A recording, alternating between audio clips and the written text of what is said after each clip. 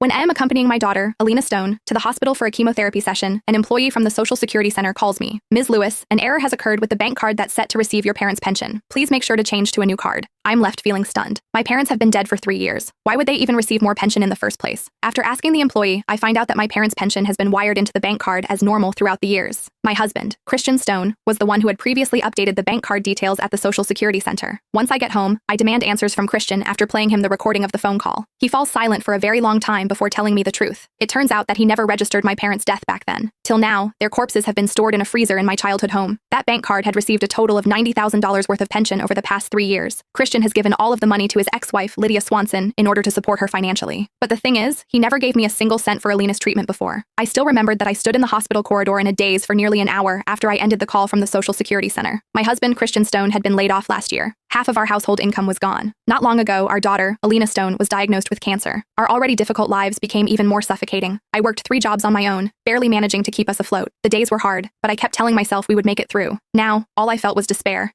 "Dear, don't get worked up. Just listen to me," Christian said, standing up. I kept backing away. The man in front of me suddenly felt terrifying, revolting. I almost went mad. "Christian, if I hadn't found out today, how much longer were you going to lie to me?" His expression tensed. He dropped to his knees again. I didn't say anything more. Not because I didn't want to. I simply didn't have the strength. Alina's treatment cost over $5,000 a month just for chemotherapy. During the day, I worked as a housekeeper for the rich. At night, I sold snacks at a night market. On the weekends, I hauled bricks at construction sites, competing with men for shifts. Feeling sorry for me, Alina said, "Mom, it's all my fault. If I weren't sick, you wouldn't have to work so hard." I swallowed my tears and forced a smile. "Don't worry. When your father finds a job, things will get better." But now, I didn't know how to tell her that her father had never cared about her. One time, Alina saw a box of cherries in the grocery store, and her eyes lit up. She was always so considerate and never asked for expensive things. That small box cost $20. I was about to buy it, but Christian pulled me away. "We can't afford that. $20 could cover groceries for a week." In the end, I walked away with Alina. Ha! He couldn't even spare $20 for fruit. Yet every month he sent money to support his ex-wife. Money that he had gotten by exploiting my parents after their deaths. How pathetic is she that she needs her ex-husband to support her? When I mentioned his ex-wife, Lydia Swanson, Christian finally looked up. Her husband died young. She's raising a child alone. "It's not easy. And it's easy for me and Alina," I shouted. At that moment, all the anger I had buried deep down broke free, shattering all restraint and rationality. I rushed forward and slapped him hard across the face. His head snapped to the side from the blow. After a long pause, he muttered, "Stop making a scene. From now on, I'll leave you $500 a month. Is that enough?" My vision went dark with rage. I grabbed his collar and screamed, "Christian Stone, you bastard! I'm calling the police. I'm going to give my parents a proper burial. I'm going to expose everything you've done." Hearing that, he sprang to his feet and grabbed my throat. "Winona Lewis, what the hell is wrong with you? I'm your husband. If I get arrested for fraud, that $90,000 will become marital debt, and you'll have to pay it too. What will happen to Alina then? Do you want to watch her die?" Just as I was about to pass out from suffocation, Christian's phone rang. He released me, panting, and reached for his